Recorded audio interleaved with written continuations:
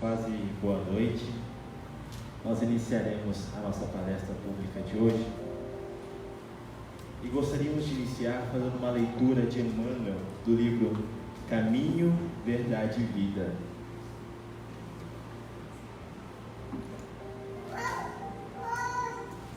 Amas o bastante?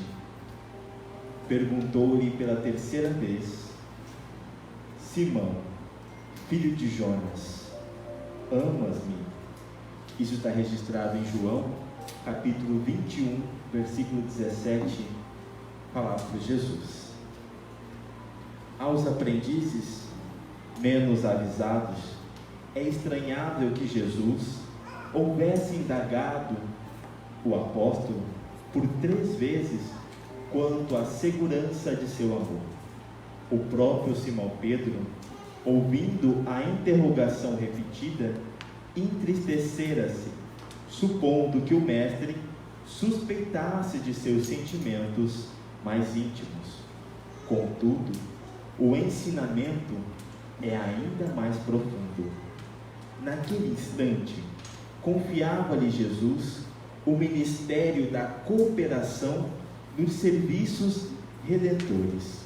O pescador de Cafarnaum ia contribuir na elevação de seus tutelados do mundo e ia apostolizar, alcançando valores novos para a vida eterna. Muito significativa, portanto, a pergunta do Senhor nesse particular. Jesus não pede informação ao discípulo com respeito aos raciocínios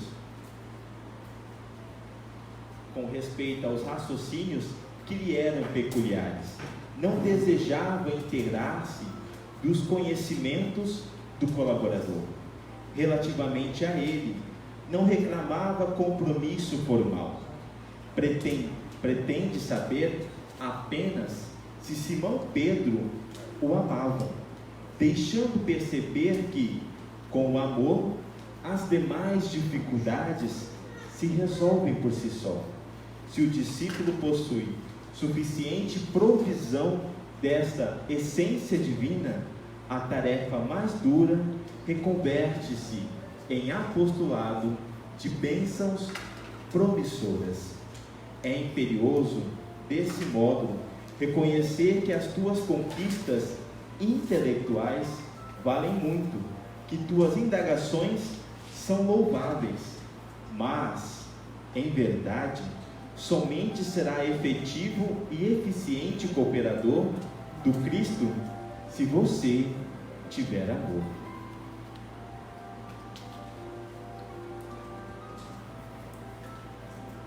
Vamos orar?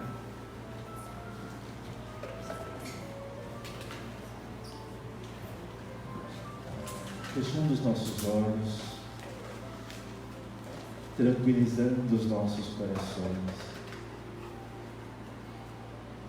roguemos a Jesus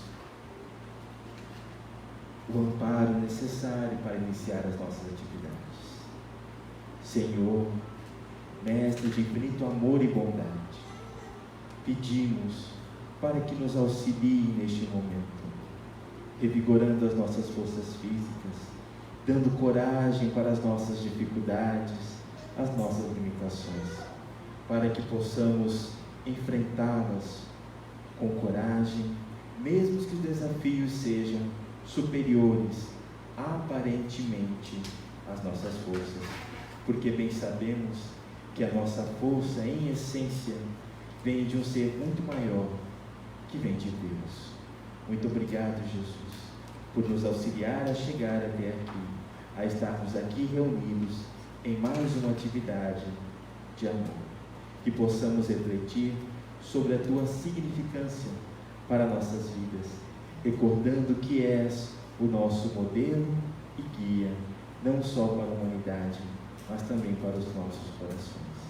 Esteja, Senhor, no nosso meio, nos envolvendo hoje e sempre. Que assim seja. Para a palestra de hoje, nós convidamos o Nestor para nos conduzir e agradecemos imensamente a presença de todos nessa tarde de domingo.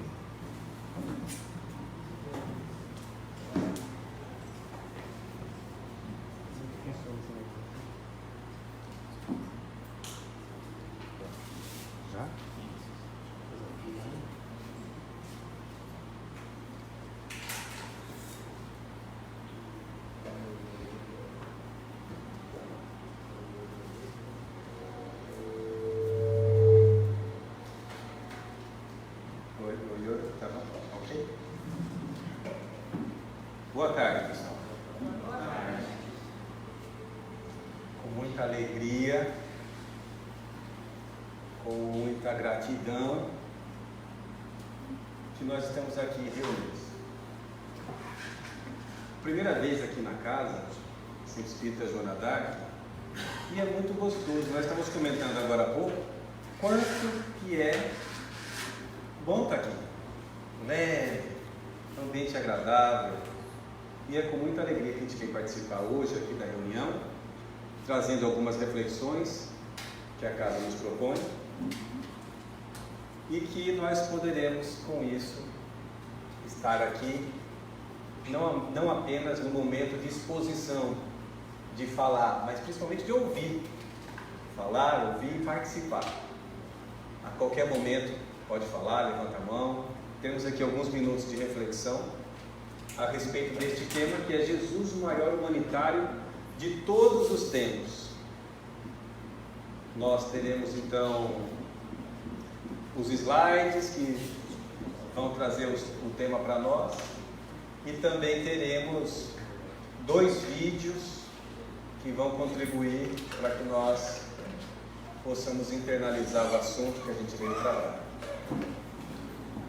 Jesus, o maior humanitário de todos os tempos.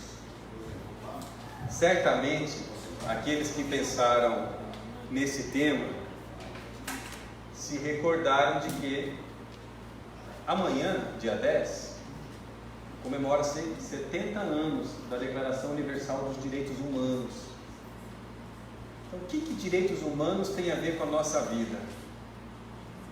O que direitos humanos tem a ver com o Evangelho que nós sempre estamos refletindo sobre ele no Centro Espírita? O que eu tenho a ver com os direitos humanos? O que isso tem a ver com a minha vida? Faz sentido isso na minha vida ou não? É sobre isso que nós vamos refletir. Jesus, o maior humanitário. Então, para começar, por favor, aperta aí, meu amigo. Passador de slides oficial. Jesus e os direitos humanos. Passa aí, chegado. O que significa ser humanitário? Quando nós ouvimos falar, aquela pessoa é um humanitário, que ideia que vem na nossa cabeça? O que é um humanitário? Uma pessoa humana. Uma pessoa boa. Que mais? Se doa. O que mais quer ser humanitário? Que se preocupa com os outros. Tudo isso é uma pessoa humanitária. O que mais?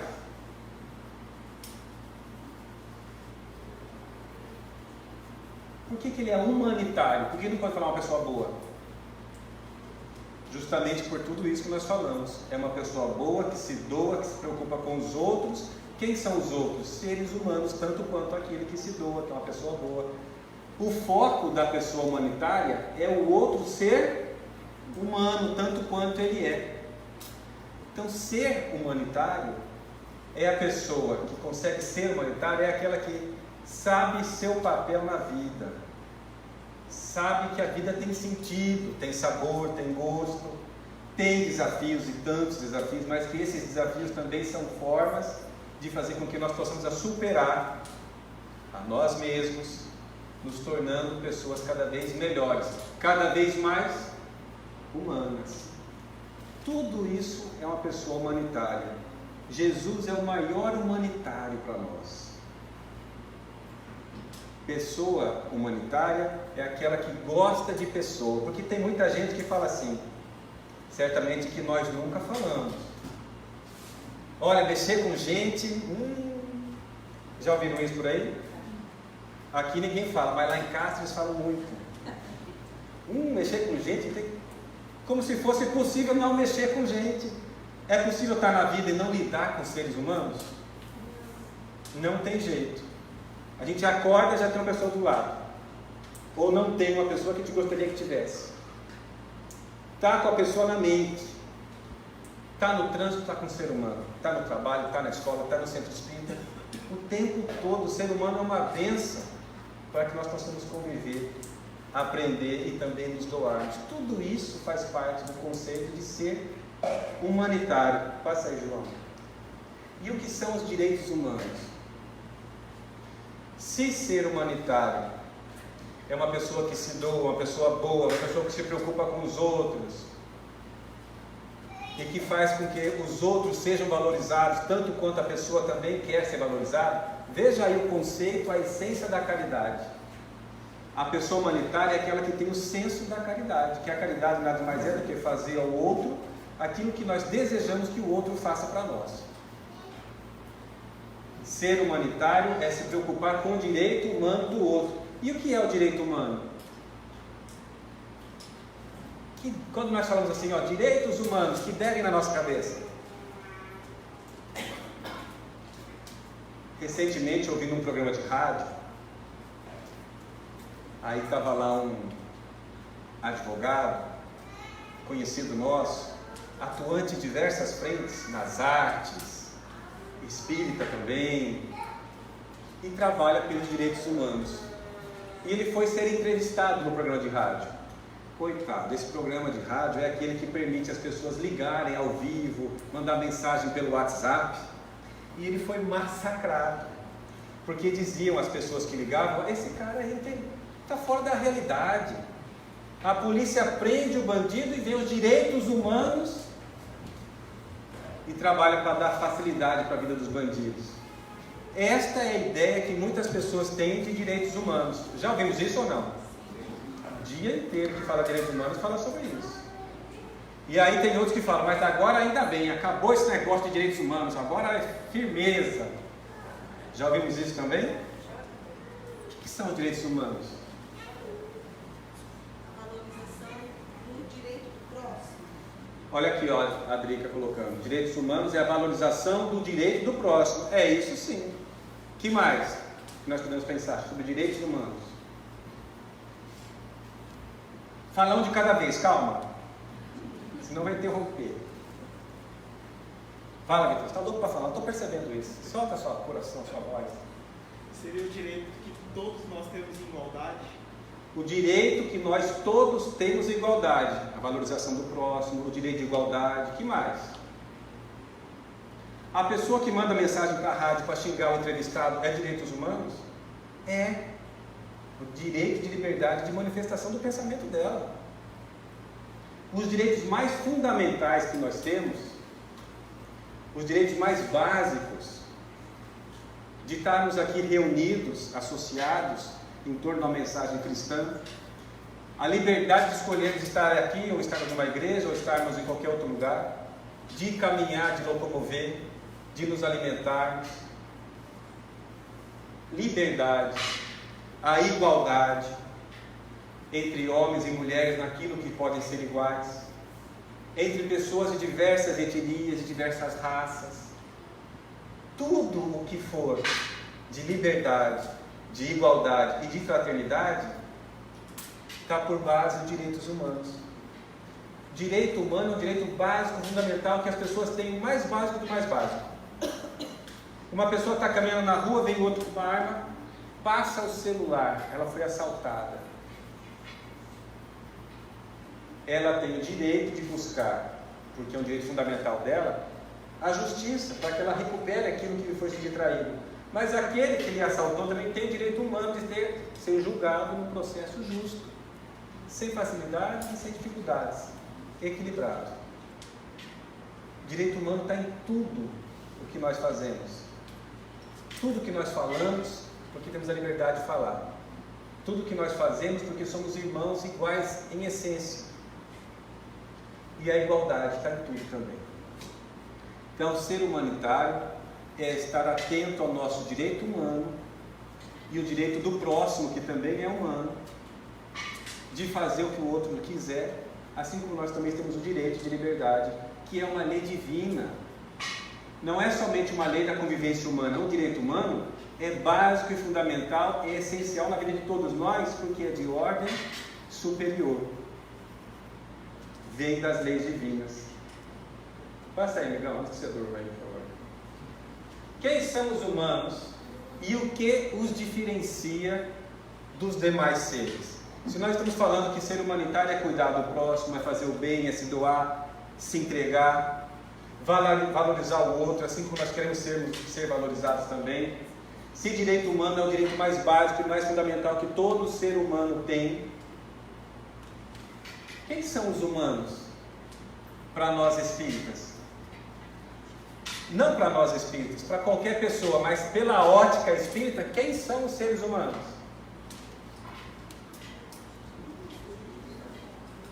Somos os espíritos, os seres inteligentes que habitam o universo.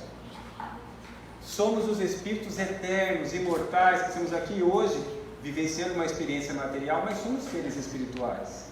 Nós não somos aqueles que assim, meu espírito não está bom hoje não, viu, gente? Já viram isso? Olha, hoje eu acordei com o espírito, como assim? É igual uma roupa que você põe? O espírito? E é o contrário. Logo no início do Evangelho segundo o Espiritismo tem uma mensagem um capítulo, um subitem, o ponto de vista. E lá vai demonstrar claramente o que os Espíritos vêm nos dizer, de uma forma bem básica, no início da obra, que nós somos seres espirituais, que estando no corpo ou fora do corpo, continuamos vivendo como seres humanos, que todos nós somos, com nossas experiências, com os nossos aprendizados, com as nossas necessidades, com as dificuldades naturais que aparecem em nossas vidas e não são por acaso. Todos somos espíritos imortais. E o que nos diferencia dos demais seres é justamente este senso, este direito, esta capacidade, melhor dizendo, que todos nós temos, que nos diferencia dos outros animais. Porque os outros animais trabalham, se divertem, têm lazer, têm necessidades, se alimentam, procriam, nascem, crescem, reproduzem e morrem. Não é lição que a gente aprende assim?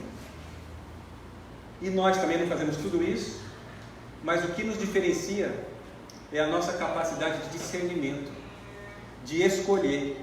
Por isso que o ser humano se preocupa, se ocupa e se pós-ocupa com o seu direito e o direito do outro, fundamentalmente o direito humano. Porque o foco de quem está ciente da sua essência espiritual é estar na vida para aprender. A reencarnação, para nós, não tem outra finalidade senão nos oportunizar a vivenciar as experiências de novo, aquelas que nós malbaratamos no passado, vivenciá-las tantas vezes quantas sejam necessárias, até que nós tenhamos internalizado aquilo que naquele momento é importante aprender. Então, se eu fui abusador do próximo, naturalmente eu vou passar por situações que eu escolhi antes da reencarnação para que possa reparar aquilo que eu fiz equivocado no passado. Se eu fui uma pessoa que escravizei, eu vou ter oportunidade então de conviver com aquelas pessoas que eu maltratei, e muitas vezes elas, aparentemente do nada, não gostam de conviver conosco.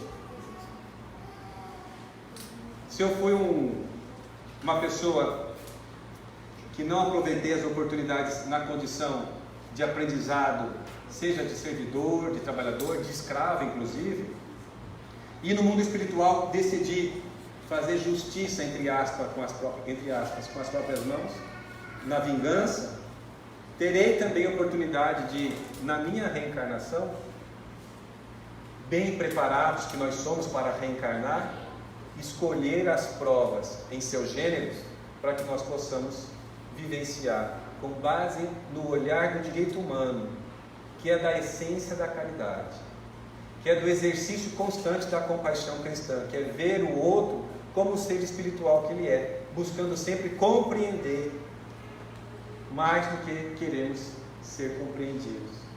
Então nós podemos sim ser mais humanitários, entender que direito humano, podemos dizer, é um direito espiritual, porque se o espírito é humano, e nós podemos saber também que o que nos diferencia é essa capacidade de exercitar o livre-arbítrio. Se eu sou feliz hoje, é porque eu estou escolhendo esse caminho. É óbvio que a felicidade plena, total, não é da nossa vida nesse momento ainda. Não dá para ser absolutamente feliz na Terra ainda, porque vivemos num mundo de muita injustiça, de muita ingratidão, de colher frutos amargos daquilo que nós plantamos, de ter situações desagradáveis diariamente.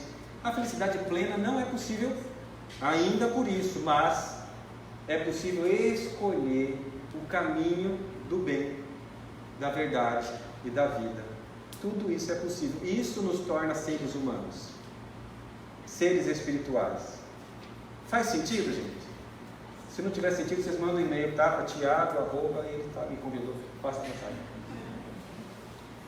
Passa mais um, por favor, João. Vamos falar de exemplos de direitos humanos? Vamos dar já falamos de tantos, mas o que vem de direitos humanos? Um exemplo.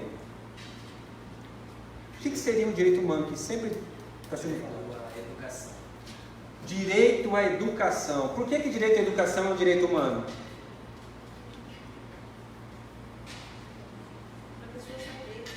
A pessoa ter conhecimento daquilo que ela realmente quer, as escolhas que ela vai fazer ou não, né? A educação te permite isso. Escutaram a dica, gente? Primeira vez no centro espírita, tá? A pessoa ter direito à busca do aprendizado, ao conhecimento, a se preparar para saber escolher. O que mais que é direito humano? Hã? A vida é um direito humano, básico dos básicos. Direito a viver uma vida de qualidade. Direito de ter uma casa, uma propriedade é um direito humano? Saúde. Direito de caminhar. Direito de conversar, falar, opinar. Tudo isso é direito humano. Mas muitas vezes nós percebemos que as pessoas desrespeitam. Que pessoas? Nós mesmos. Desrespeitamos os direitos humanos. De formas, muitas vezes, que nós nem percebemos. Todas as vezes que nós desconsideramos, de qualquer forma mínima ou absurda, o direito do próximo, nós estamos ofendendo o direito humano. Falamos agora há pouco do cara que foi assaltado. E nos recordamos de uma história que tem uma semana mais ou menos atrás, que circulou nas redes sociais, de um jovem que estava ali caminhando e veio um outro com uma arma e passa aí, dá o dinheiro, assalto. E o jovem assaltado deu uma de Jack Chan ali, uma de ninja, tirou a arma do cara e não era de verdade a arma, pior ainda, jogou longe, deu uma surra no bandido. E depois que o suposto ser humano, que também bandido, estava no chão, ele deu umas 5 bicudas. Sabe o que é bicuda? É chutar com a ponta do dedão na cabeça do sujeito. Se defender é um direito humano? É. Mas há excessos ou não há excessos?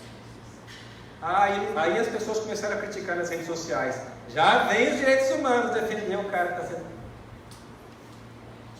Por pior que seja o bandido, corrupto, estuprador, violento, é ou não é um ser humano? Todos nós não erramos na vida. Quem convive com a gente sabe como é que a gente é. Minha mãe, que ontem completou 81 anos, antes de ontem, ela me ensinou: você quer conhecer uma pessoa? Conviva com ela. Mas ela fala assim, ó: quer conhecer a pessoa? Come 2 kg de sal com ela. Sabedoria cacerense. Come 2 kg de sal com ela. Porque para comer uma pitada de sal já vai um dia, né? Para comer 2 quilos significa conviver bastante. Porque nós, quem vê por fora, olha que pessoa bacana, humanitária, faz o bem, se doa, vai conviver. Para ver como é que é. No trabalho, em casa, na família. Na rede social é a melhor foto. Não é? Até porque a gente tira várias e põe só uma. Antigamente era 36 poses para escolher, né, Alberto? Não faz muito tempo isso. É Alberto pinta a barba, vocês não sabem a idade dele. Mas agora não, a gente põe a foto melhor e as pessoas acham, ó, que cara bom, que moça bacana. Mas o que está dentro? Porque muitas vezes estamos nos ocupando de passar uma imagem. Mas o importante é o que eu estou fazendo da minha vida, com a oportunidade que a vida me oportuniza, que Deus me dá, de viver como um ser humano espiritual que eu sou. Vamos lá, João, antes que você durma aí, passa junto. Jesus e os valores humanos. Vai, mais uma aí. Quem é Jesus? Esquecendo conceitos teorizados, acadêmicos, que nós aprendemos também no Centro Espírita. Jesus é não tem assim uma frasinha assim? Quem que é Jesus? Antes de falar de Jesus, nós espíritas, para nós espíritas, que nos dedicamos um pouco a estudar uma coisinha mínima, já aprendemos que na nossa vida, ao longo da história, existiram 3 revelações de ordem divina. A primeira, a vinda de Moisés, naquela época em que as pessoas acreditavam em qualquer coisa e criavam deuses para qualquer coisa. É um bezerro de ouro, é um deus do ouro. Aquela montanha mais alta é o Deus montanha. E ele veio trazer a ideia de que Deus é nosso Pai, Criador, único.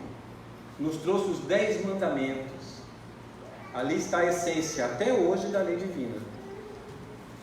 1500 anos depois da vida de Moisés, a humanidade se preparou, diversos espíritos benfeitores vieram preparando a vinda da segunda revelação, que veio com a encarnação de Jesus.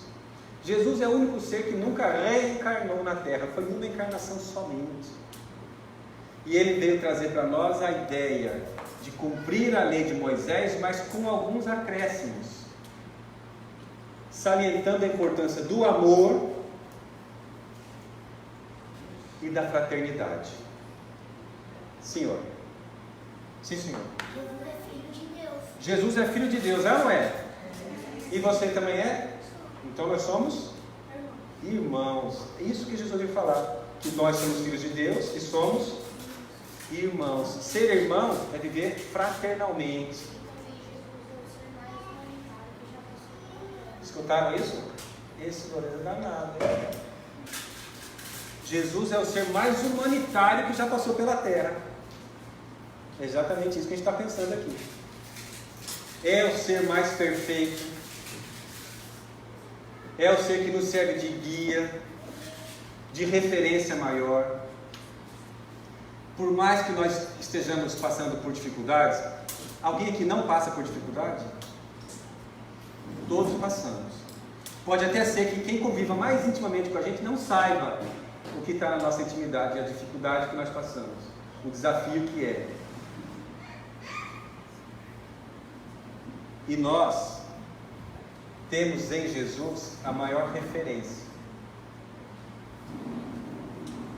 para que nós possamos, inclusive, imitá-lo. Imitar Jesus não significa querer ser a essência do que Jesus é, porque ele trabalhou muitos anos luz para ser o espírito crístico que ele é. Mas a imitação é o primeiro passo para quem está no processo da aprendizagem.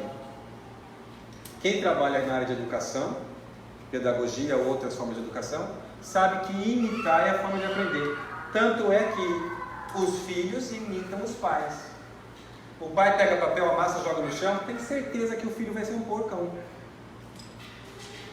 O pai é aquele que xinga e mostra dedo no trânsito, eu tenho certeza que o filho vai ser agressivo e violento na escola onde estiver. O pai é exemplo, porque nós estamos, olha aí, ó. A mãe também, direitos humanos que nós homens temos de igualdade, está aqui. Mas olha só, esse cara, né? Jesus é a referência, nós podemos imitá-lo. A gente escutava assim, imitar Jesus, que coisa piegas, quer fazer igual. Não é querer fazer, É ter ele de referência, porque a imitação é o primeiro passo no processo de aprendizagem. Claro, fazer tudo o que for para fazer do nosso jeito, com a nossa voz, com o nosso sotaque, do nosso jeitinho, mas tendo referências. Quantas referências nós temos na nossa vida? Olha, eu conheci uma pessoa há muito tempo atrás, aquela minha referência no meu trabalho. A minha mãe, em certas coisas, é referência para mim. Olha, tem um companheiro lá, que eu conheço, no meio que eu trabalho, olha, é uma referência para mim aquele cara. Porque ele faz de um jeito... Eu queria cantar como o Marquinhos canta, é uma referência do cantor. Estou longe, mas posso me inspirar. São referências. Jesus é a maior referência. Tem uma música, se não me engano, de Padre Zezinho, muito interessante, que lá, antes dos 18 anos, nessa encarnação, quando nós íamos à igreja, cantávamos sempre, e fala assim, quando uma pessoa lhe perguntava, quando está passando por uma situação, a música fala como se a pessoa estivesse respondendo, que ela queria ser assim como Jesus, amar como Jesus amou. Conhece a música? Todo mundo conhece? Vocês estão tudo católico? Viver como Jesus viveu, sentir como Jesus sentiu. Já viram isso? Esta é a proposta espírita também, cristã.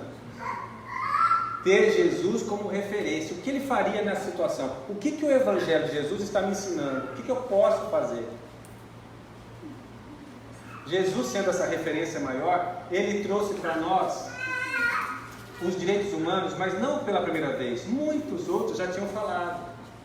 Mas era preciso que ele vivesse tudo aquilo. Todas as situações. Passa para nós aí, João. Mais um.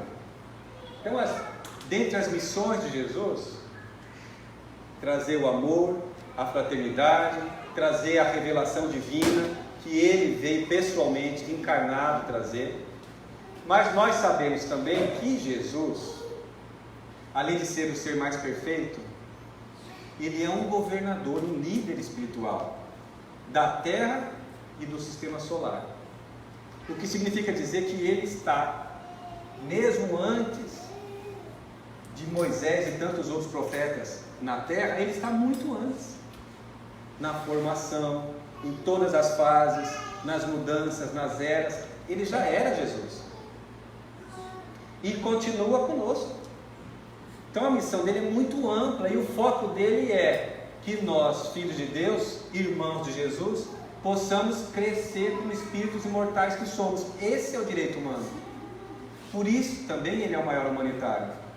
Não somente porque ele viveu, experimentou, deu exemplos diversos, mas também porque ele é o governador, o líder espiritual. Ser líder, ser governador espiritual, não é como aqui na Terra que nós elegemos seres humanos para nos governar.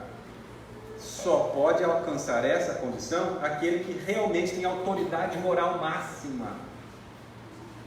Temos exemplo disso no livro Nosso Lar, que quem não lê o livro pode ver o filme, que é muito interessante, e mostra lá o ministro, que há séculos está lá governando uma colônia espiritual no nosso lar. Pela autoridade moral. Quantas e quantas situações ele já passou por ali. Passa aí, Filhão, por favor. Mais uma. Jesus não veio destruir a lei, mas cumpri-la, dar verdadeiro sentido e adaptá-la ao grau de adiantamento que a humanidade já alcançara.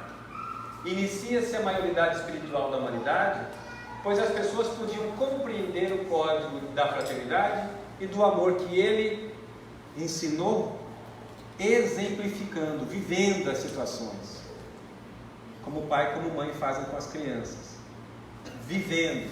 O que é interessante aqui, olha só, inicia-se a maioridade dos seres humanos, inicia-se a maioridade dos direitos humanos, oportunidade maior para que nós possamos nos espelhar em Jesus, desde a passagem dele, e estimulados pelas lições de Jesus, sermos também humanitários, como ele exemplificou. Tio, a gente deve imitar Jesus, mas do nosso jeito. Tem uma tarefa para você fazer. Aí a professora passa a resposta na outra. Aí a professora fala assim, ó, você pode escrever com a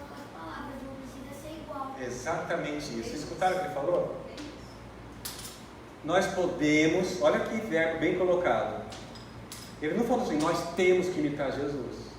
Porque ninguém tem que nada, nós somos obrigados a nada. Faz se quiser, porque é direito humano, a liberdade que nós temos. Nós podemos. Olha, sua segurança é danado demais. Ele está falando aqui de exercitar o livre-arbítrio. Essa cara não está nada, vieram preparado, né? Não são espíritos da primeira vez, não. Enfim, nós podemos imitar Jesus. Não devemos, mas nós podemos. Como quando a professora passa uma tarefa, passa a questão na lousa e a professora fala assim: faça o que é certo, mas com as suas palavras. Ou seja, para nós, analogia, façamos o que o Evangelho nos convida a fazer, um convite de Jesus, mas do nosso jeitinho, com as nossas palavras. Faça isso, não? Tá bom. Jesus é a mulher adúltera. Nós temos na vida de Jesus, nosso tempo voa, né? Coisa, né? Nós temos na vida de Jesus, enquanto ser encarnado, diversas situações nas quais ele valoriza os direitos humanos. Jesus é considerado por muitos como o primeiro feminista da história, porque ele reconhece a mulher como um ser humano que ela é, nem mais, nem menos. É um ser humano, até porque o espírito não tem sexo.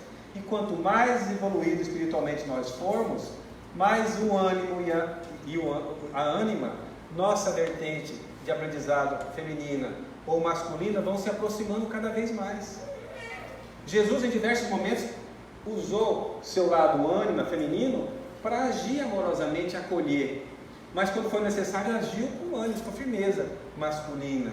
Quando, por exemplo, expulsou os vendilhões do templo, em tantas passagens. Mas ele tinha isso já totalmente equilibrado. Nós estamos a caminho, aprendendo, respeitando. E ele pregando ali para as pessoas em volta dele, falando das coisas do meu Pai, como ele dizia, as coisas de Deus.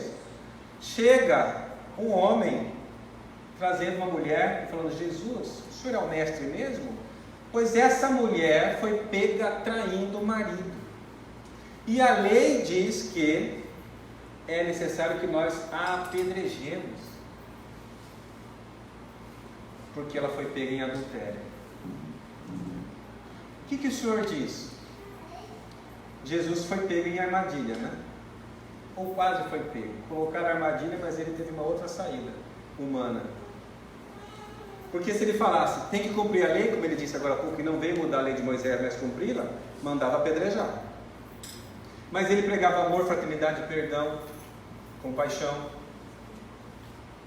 Jesus falou assim: pegaram ela traindo o marido? Aí ele abaixou e começou a escrever no chão. Imaginemos nós passando de carro na Miguel Sutil, um acidente, atropelamento. Nós somos aqueles que passamos nem olhamos, né? Ou nós somos aqueles que passamos, olhamos e dá uma curiosidade: quem é que está aí, será, né? 3 carros engavetados, quem que bateu? Será que eu conheço? A nossa curiosidade às vezes nos atrapalha, que a gente atrapalha a coletividade toda do trânsito. Mas imagina, nós que não somos nada, separar a palestra aqui e começar a escrever no chão. Naturalmente a curiosidade humana já vai depois: o que esse cara está escrevendo aí? Não dá vontade de saber o que está acontecendo? Jesus lançou uma pergunta antes de se abaixar. Ela foi pega em adultério? Então aquele que tiver sem pecado, já tinha a primeira pedra. E abaixou e começou a escrever no chão. O que ele escreveu no chão? Segundo o espírito Humberto de Campos, ele escreveu: ladrão, assassino, invejoso, bate em mulher. Ele começou a escrever coisas da vida de todos nós. E todas aquelas pessoas que estavam com a pedra na mão, pronto para jogar, na hora que ia, largava a pedrinha e ia saindo de fininho. Porque ninguém tinha autoridade moral para enfrentar o que Jesus estava colocando. Então Jesus se levanta e só está ele e a mulher. E ela fala: Senhor, o senhor não vai me condenar? Ele fala: não. Se ninguém te condenou, também não te condeno. Vá exercitar sua liberdade e não volte mais a errar dessa forma. Mas o que é interessante notar é que Jesus entendia a essência do ser humano e percebeu que essa mulher não traiu sozinha. Tinha quem com ele? Outra pessoa. Porque certamente um homem. Por que ele não foi trazido para cá?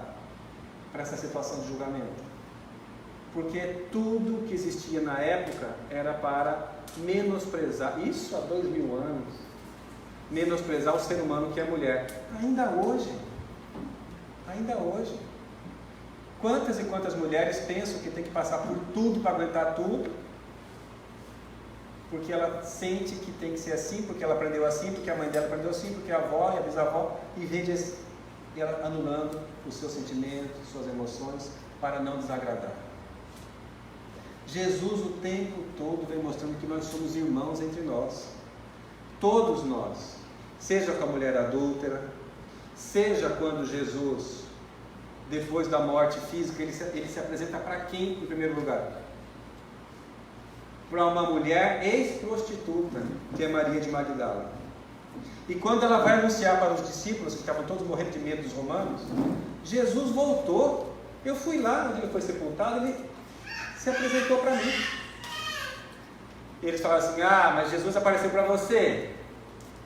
Ou seja, você que é mulher, você que é ex-prostituta, olha o preconceito. Todos viviam com Jesus naqueles 3 anos de apostolado, mas ainda tinham suas dificuldades pessoais. Jesus na cruz olha para Maria, sua mãe, para João, o apóstolo mais próximo do coração de Jesus naquele momento, e fala: mulher, eis aí teu filho. Filho, eis aí tua mãe.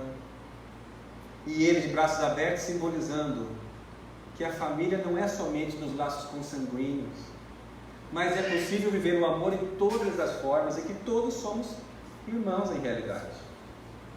Jesus, por tudo isso, pelo ser espiritual que ele é o ser mais humanitário que nós podemos fazer dele nosso modelo e nosso guia. Ele vem inspirando outras e tantas pessoas e pode nos inspirar cada vez mais. Madre Teresa de Calcutá, Gandhi, Chico Xavier, Irmã Dulce, quantas pessoas que se doam totalmente em favor do próximo. Nós também podemos fazer isso. Vai dar tempo de passar o vídeo? Um deles, pelo menos? Acho que sim, né? Passa o segundo. 6h45, a gente vai até 7h10. Ah, então vai dar. Passa, passa, passa. Passa, passa, passa. Passa de novo. Continua. Outra vez. Mais rápido. Isso aí. Isso.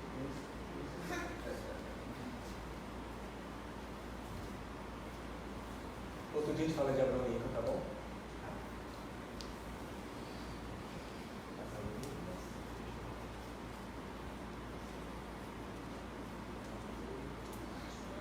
E o som?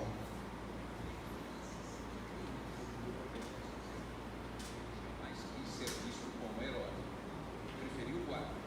A história de Nicholas Winton é feita de lances incríveis. Discreto, ele jamais quis ser visto como herói. Preferiu guardar em segredo o bem que fez. Não disse nem à mulher que tinha salvado a vida de tantas crianças.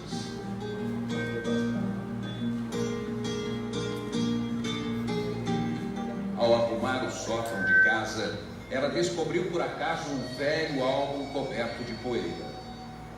Lá estavam fotos de crianças, cartas, telegramas e uma lista com nomes e datas.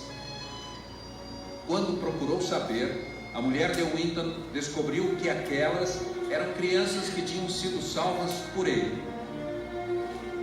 O que teria acontecido com elas?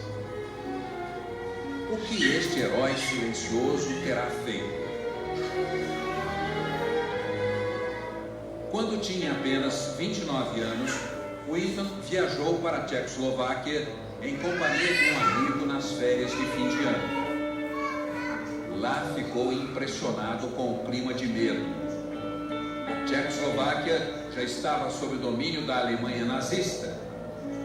Winton teve uma ideia: tentar mandar para fora da Tchecoslováquia crianças de famílias perseguidas. Começou a escrever por conta própria para vários países pedindo ajuda. Organizou uma primeira lista de nomes. Somente a Inglaterra e a Suécia aceitaram receber aquelas crianças. Winton organizou a viagem. Era uma decisão difícil. Para escapar do horror nazista, as crianças teriam de ser mandadas para longe dos pais. I'll never forget. Nunca me esqueci da angústia que pude ver no rosto dos meus pais, diz esta mulher. As crianças que partiram para um lugar seguro, a Inglaterra, não sabiam, mas jamais veriam os pais de novo. Os pais, a maioria judeus, morreriam nos campos de concentração nazistas. Eu entendi que não veria os meus pais de novo.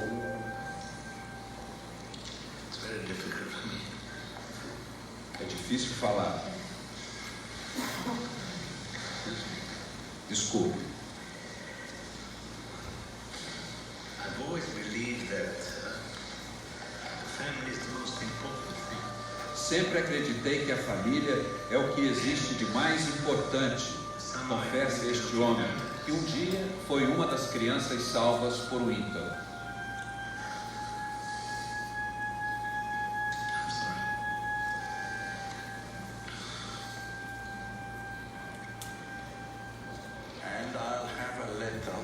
Guardo a carta que meus pais me mandaram dias antes de serem enviados para o campo. Se é verdade que quem salva uma vida salva a humanidade, o que dizer de quem salva 669 vidas? Quando as crianças desembarcaram na Inglaterra, lá estava Nicholas Winton esperando por elas. Uma imagem rara registra Winton na plataforma de desembarque com uma das crianças. Winton só lamenta que o último trem, que traria 250 crianças, não tenha conseguido sair da Tchecoslováquia. O início da guerra, no dia 1º de setembro de 1939, tornou a viagem impossível. Nenhuma das crianças que não conseguiram embarcar sobreviveu. Também foram mandadas para os campos de extermínio.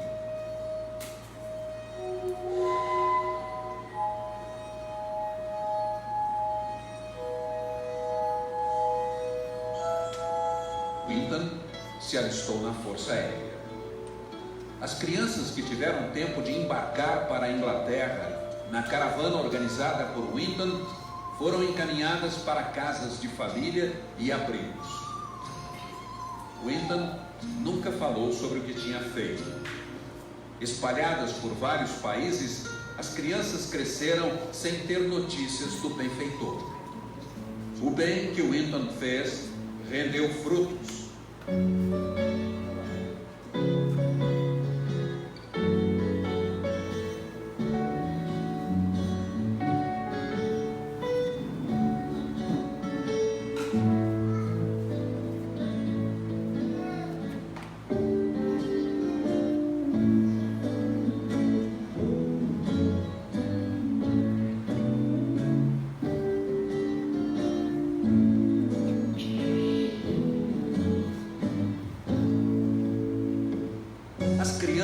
Salvas por Winton, se tornaram adultos generosos.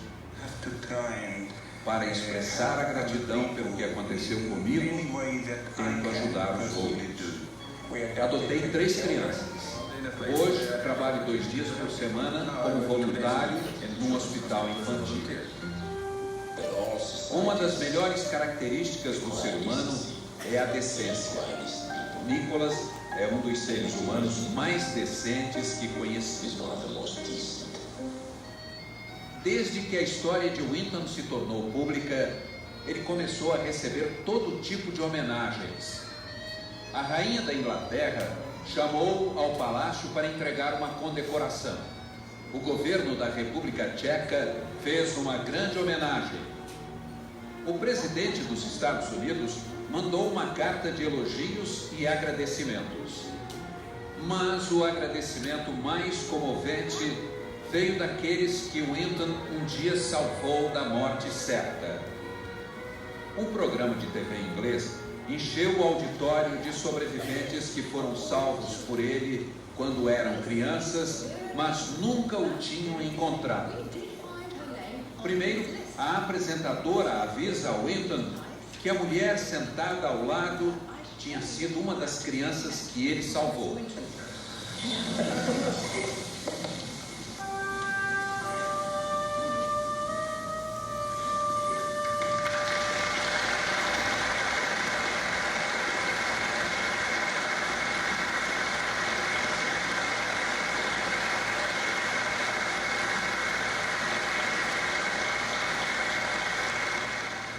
A apresentadora pede: quem na plateia teve a vida salva por Nicholas Winton, fique de pé, por favor.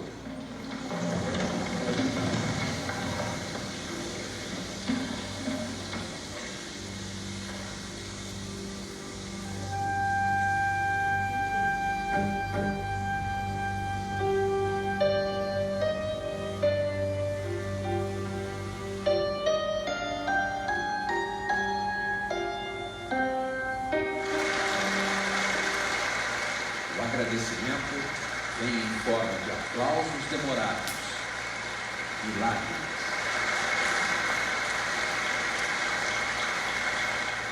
Tanto tempo depois, só havia uma palavra a dizer a ele: obrigado.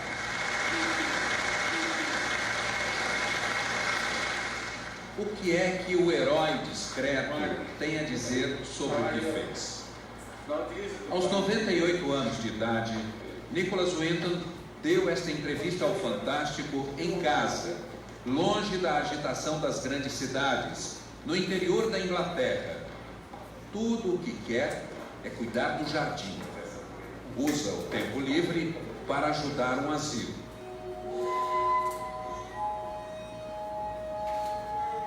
Por que o senhor guardou segredo por tanto tempo? I didn't keep silent, I just didn't talk about it. Não é que eu tenha ficado em silêncio. O que aconteceu é que eu não tinha o que dizer sobre o que fiz. O senhor se considera um herói? I don't think myself as a hero. Não me vejo como um herói. Para ser herói, alguém precisa fazer algo de perigoso. Não fiz. O que fiz foi algo que os outros achavam impossível, mas eu tinha de tentar para ver se era possível ou não. What they thought was impossible. Mas fazer algo que todos consideravam impossível não é um ato heróico? It's not a heroic act. Não é um ato heróico. Meu lema é: se algo não é obviamente impossível, então deve haver uma maneira de fazer. That if something is obviously not impossible, then there must be a way of doing it.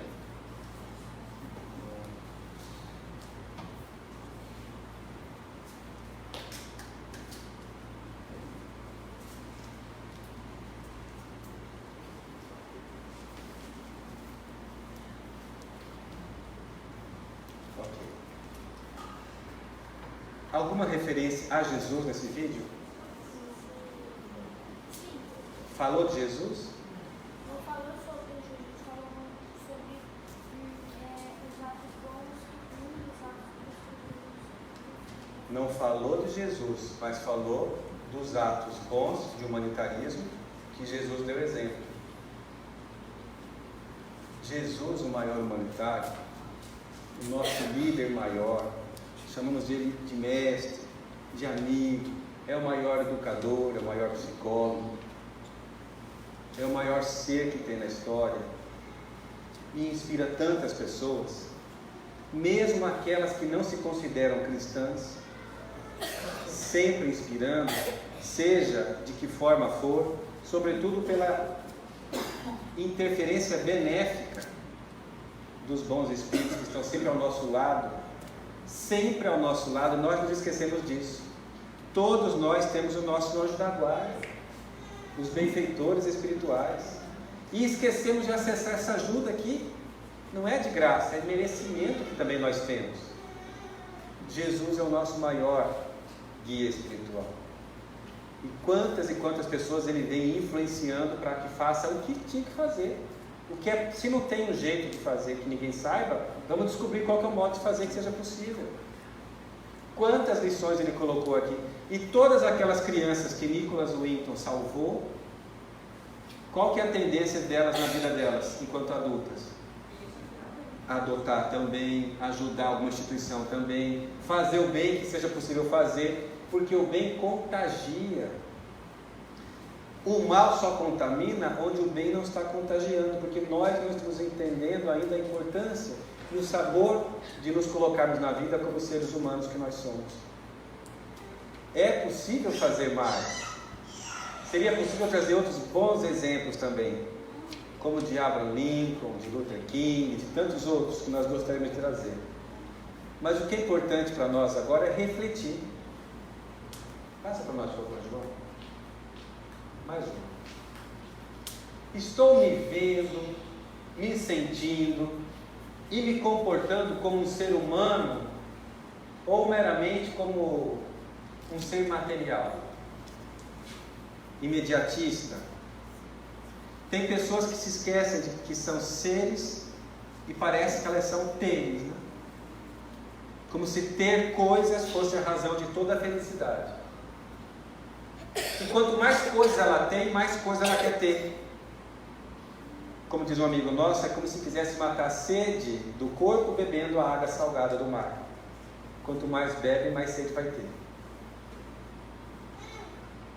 Que nós possamos refletir sobre essas questões. Estou realmente me sentindo, me vendo e me comportando como um ser espiritual que eu sou? Há uma mensagem muito antiga, mas sempre lembrada nessa época de final de ano, de Natal. Quando é que Jesus nasceu para você? Dizem que para Emmanuel, o benfeitor espiritual de Chico Xavier, que tantos livros bons nos trouxe, Jesus nasceu para ele no momento de maior dificuldade, porque poderia ter nascido quando eles se encontraram na praia. Mas Jesus realmente fez sentido para o senador Públio Lentulus, Emmanuel, naquela época, quando ele sai da arena do circo romano após sua esposa ter a vida estraçalhada do corpo físico pelas feras, e ele começa a dizer: eu tive toda a oportunidade, ele cai em si, eu tive toda a oportunidade de seguir o convite de Jesus, mas por orgulho, por entender que um romano não tem que se misturar com as pessoas simples, eu não quis me envolver. Mas agora faz todo sentido para mim.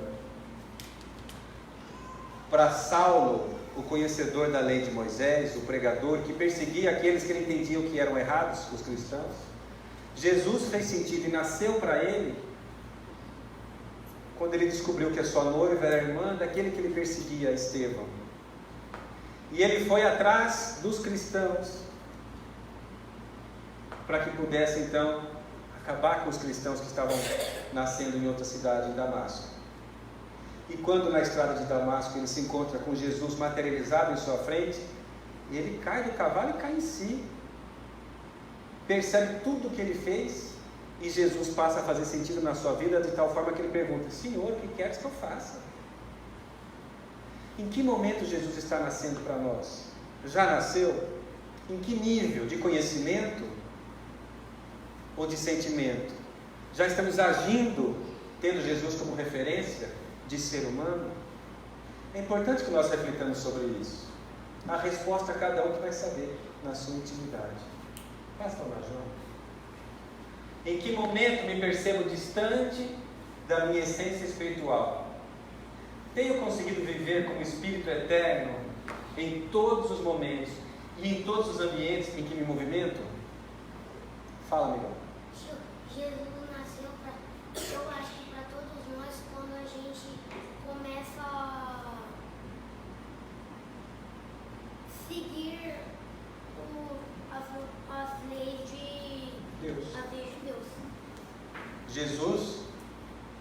começa a nascer para nós quando nós nos esforçamos para seguir as leis de Deus. Faz sentido? Porque nós seguimos as leis de Deus, primeiro temos que conhecê-la e pensar, isso aqui é para mim mesmo? Em qualquer ambiente você é a mesma pessoa? Ou se eu estou no trabalho, eu sou aquele que age de tal forma? Se eu estou no grupo de WhatsApp, não, aqui não precisa ser cristão, não, aqui é um pecado geral. Não tem? Meus vizinhos são muito criativos, vocês não têm noção. De WhatsApp, enfim, é possível ser cristão em qualquer momento, em qualquer ambiente? Se nós refletimos e faz sentido para nós, não tem dois caminhos. Não tem como ser cristão e não ser, ou é ou não é. É como mulher grávida, ou tá ou não tá, meio grávida não tem. Tem? Não tem como servir a Deus, agir como a consciência, e se enganar o tempo todo. Tentar enganar a consciência, porque a consciência não é enganável. E é na consciência que estão as leis de Deus. Passa aí, irmão. Você pode até ser cristão, por exemplo, a maioria daqui de nós somos espíritas. Uhum. E a gente não vai deixar de ser, a gente no trabalho a gente é católico e aqui a gente é espírita. Não, você tem uma Boa religião. colocação. Por exemplo, aqui a gente é espírita. Escutaram o que ele está colocando A aqui? gente não vai deixar de ser espírita fora daqui. A gente só é espírita no centro espírita? Não, a gente pode até ser, a gente tem que ser, a gente é espírita. Sim. Mas, por exemplo, eu estou trabalhando, eu não vou deixar de ser espírita.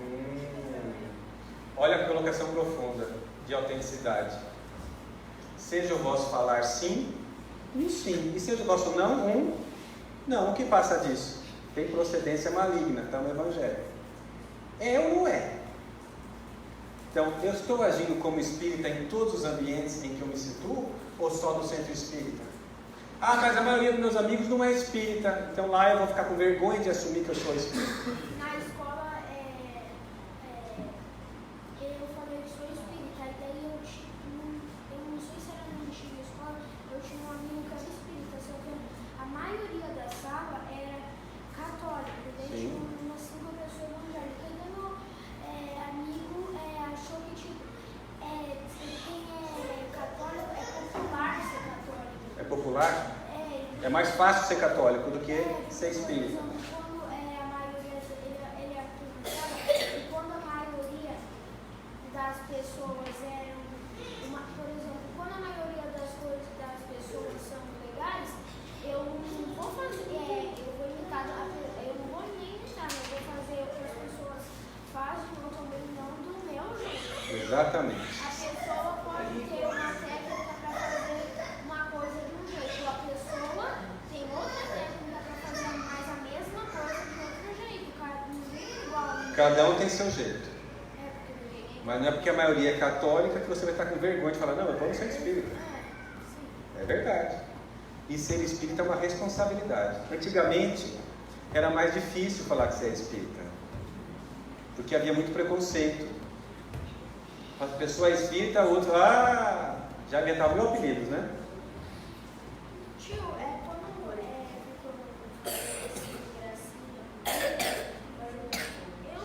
Nem liga. eu ignoro. Você ignora. Muito bem. Eu estou lá conversando, aí começa eu vou conversando. Normal, né? É isso mesmo. Hoje em dia está até chique falar que é espírita. Tem gente que não é espírita e fala que é. Porque já é outro ibope hoje em dia, outro status. Mas realmente tem pessoas que ainda não têm respeito ao direito humano do outro escolher a religião que ele quiser ser. E não importa a religião. Allan Kardec bem disse que o espiritismo não é o futuro, não é a religião do futuro, mas talvez seja o futuro das religiões, porque cada vez mais elas se aproximam.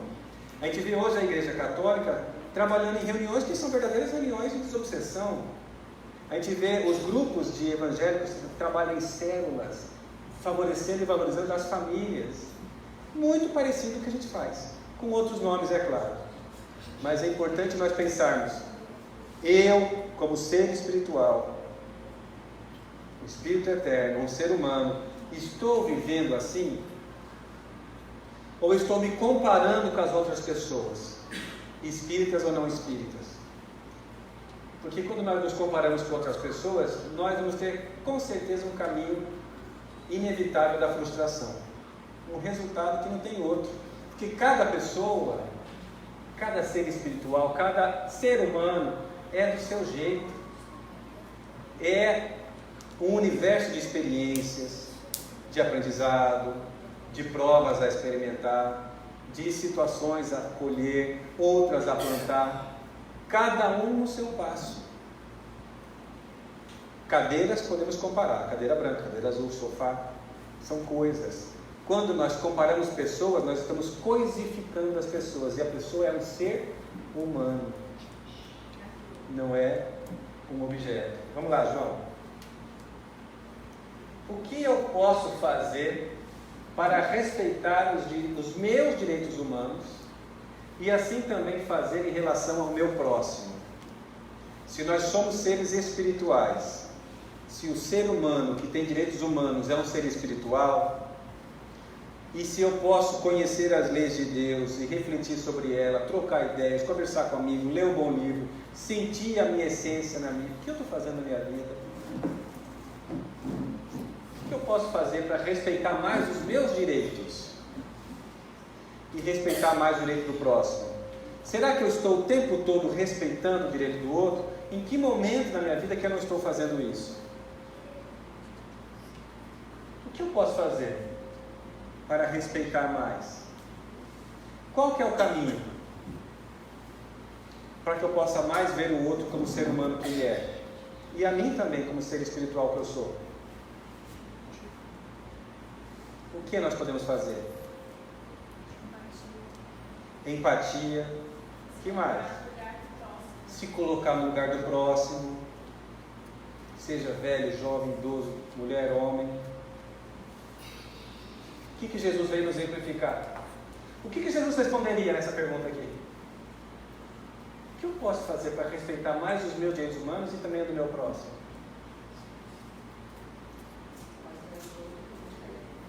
Para a gente fazer ao outro o que nós queremos que os outros nos façam, o que é preciso antes disso? Oi? Refletir dentro de nós, nos amarmos, se colocar no lugar do outro. E quem somos nós? Nós somos espíritos imortais. E isso ninguém tira de nós. Todos filhos de Deus. Ou seja, herdamos de Deus tudo de bom que Ele é. As virtudes, muitas virtudes estão latentes dentro de nós, esperando exercitarmos essas virtudes para que elas se expandam. E quando nós vencemos uma dificuldade, por exemplo, uma pessoa que é muito nervosa e ela busca treinar, qual o sentimento que reverte isso?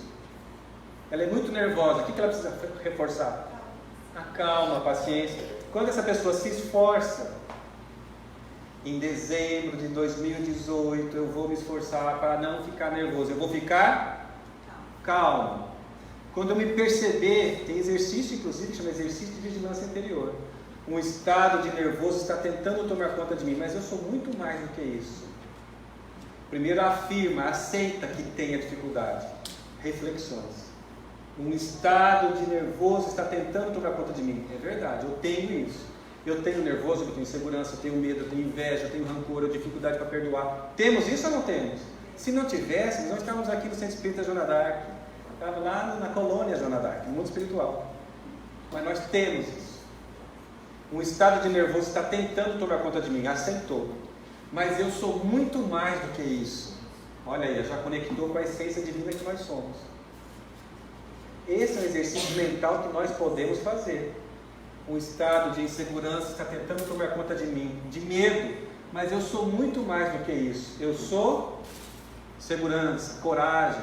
Nós nos conectamos com a essência divina que nós somos, com o ser espiritual, filho de Deus que nós somos. Está tentando tomar conta, mas eu sou muito mais. Eu sou, e nós afirmamos mentalmente isso para nós. Quando nós fazemos isso uma, duas vezes, olha que falsidade, eu sei que eu sou nervoso mesmo. A gente fica em briga conosco mesmo. Não adianta eu ficar falando, que eu sei que eu não sou. Mas quando nós falamos mentalmente e repetimos, nós nos metaprogramamos. Fazemos uma programação para passar a agir de forma como nós queremos agir. Por isso é importante falar positivamente, falar coisas boas. Aí, nesse sentido, quando você fala, a pessoa já se conhece. Sim. Então, o principal primeiro é se conhecer. Se conhecer, refletir. Porque você só vai conseguir a transformação quando você se conhecer. Exatamente. Saber as dificuldades que você traz e precisa trabalhar. Exatamente. Exercitar. Exatamente. Aí você E todo mundo faz isso? deveria. Deveria, mas não faz, né? Infelizmente. O importante é que nós façamos. O que eu posso fazer? Refletir, autoconhecimento, entrar nesse processo da autotransformação moral, me conhecer, me programar para ser feliz. Ou nós queremos ser infelizes? Ninguém nasce para ser infeliz.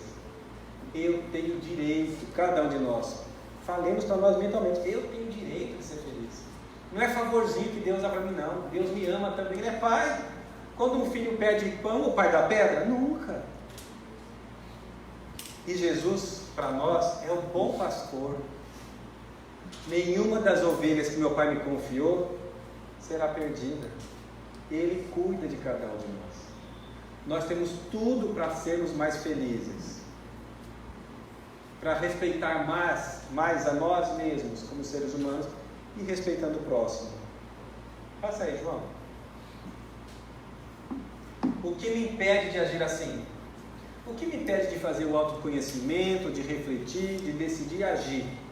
O que está me impedindo? O orgulho? Como que esse orgulho impede?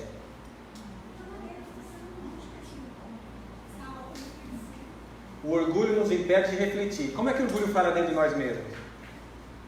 Como é que o orgulho fala dentro da nossa mente? Nós sabemos consciencialmente que é bom refletir, é bom nos conhecer, é bom sentir as leis de Deus e exercitar. Mas o orgulho está falando o que lá dentro? Larga de ser bobo, esse negócio aí, você não vai mudar. Eu te conheço de outros carnavais. O orgulho, muitas vezes, dificulta. Razão pela qual os Espíritos colocam que o orgulho e o egoísmo são as chagas da humanidade.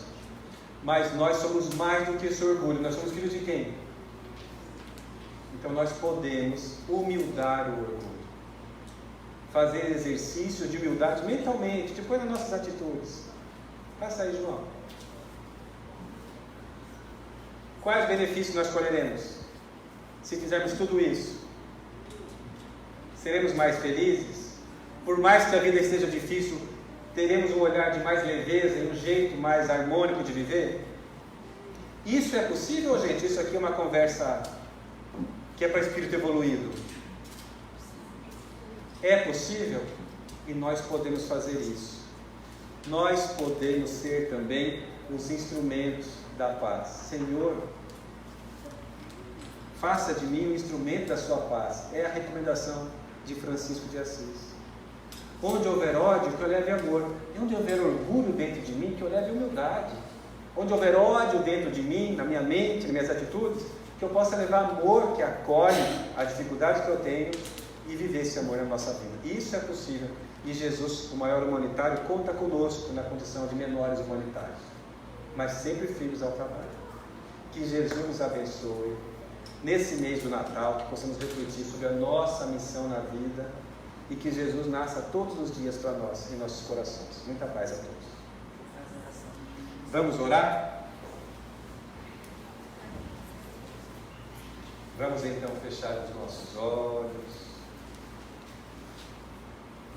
nos sentando comodamente.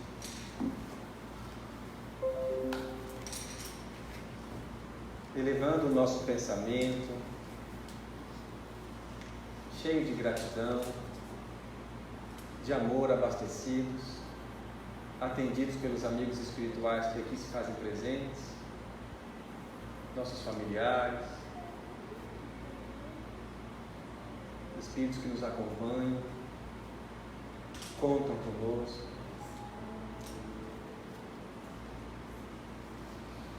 Senhor Jesus, benfeitor amigo de cada um de nós e de toda a humanidade. O Senhor que é a luz nas nossas vidas, nos indicando o caminho seguro do autoencontro, o caminho da paz, do amor, da concórdia com a consciência. Receba, Jesus, a nossa oração de gratidão por tudo que a vida tem nos trazido, por todas as oportunidades de aprender e de servir. Agradecemos, Senhor, pelo alimento, pela roupa, pelo lar, pela família, pelo trabalho, pela saúde. Agradecemos, Senhor, pelas situações constrangedoras, vexatórias, pelas dificuldades, pelas provas, pelas dores. Também agradecemos, Senhor, porque nós já sabemos que tudo isso nos acontece para que nós possamos aprender como aprendizes da vida e possamos superar a nós mesmos, nos tornando a cada dia pessoas mais aptas ao trabalho do bem, a sermos humanitários o tempo todo, sobretudo com as pessoas mais próximas, mas também com todas aquelas pessoas que não por acaso cruzam nossos caminhos todos os dias. Com o coração abastecido, Senhor, pela oportunidade da reflexão em torno das leis de Deus, da sua vinda, Jesus, dos seus exemplos, nós queremos neste momento pedir que abençoe esta casa que nos acolhe amorosamente, que nos faz sentir tão bem, abençoando seus trabalhadores, suas famílias, mas também abençoando e fortalecendo os trabalhadores espirituais, verdadeiros líderes, que contam conosco sempre na construção da regeneração da terra.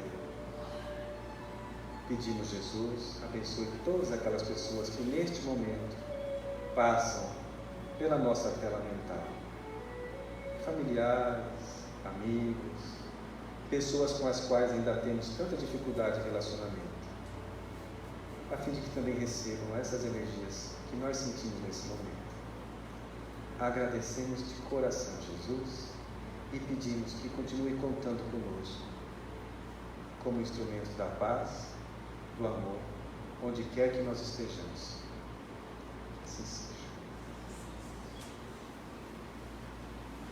Amigos e amigo Nestor, na verdade, a nossa gratidão pela companhia, pela gentileza, e para simbolizar a nossa gratidão pela tarde de hoje, ao amigo Nestor que preparou com tanto carinho material, a gente pede ao nosso Lorenzo que entregue uma singela lembrança da nossa casa espírita, que você leve com você e assim possa perfumar a sua semana de trabalho, tá bom? Muito obrigado, pastor. Na semana que vem, meus amigos, o tema da nossa reflexão é o seguinte: eu e o Pai somos um. É uma fala de Jesus que nos pede uma conexão íntima com Deus cada vez mais intensa. Quem falará para nós é o amigo Lacordaire Fayad, psicólogo e atualmente é o presidente da Federação Espírita do Estado de Mato Grosso. A gente começa, como vocês sabem, às 18 horas a atividade, mas desde as 5h30 a gente já está aqui, estamos convidados a retornar. Agora a gente tem a atividade do passe àqueles que desejarem e pedimos a gentileza de que a gente aguarde sentado, porque a primeira rodada, a segunda devem ser com as crianças, com os pais que têm acompanhado essas crianças, e depois os nossos trabalhadores vão encaminhar as outras pessoas à Câmara do Passe. Tudo bem? Mais uma vez, gratidão pela companhia e esperamos nos reencontrarmos aqui no domingo que vem. Boa noite.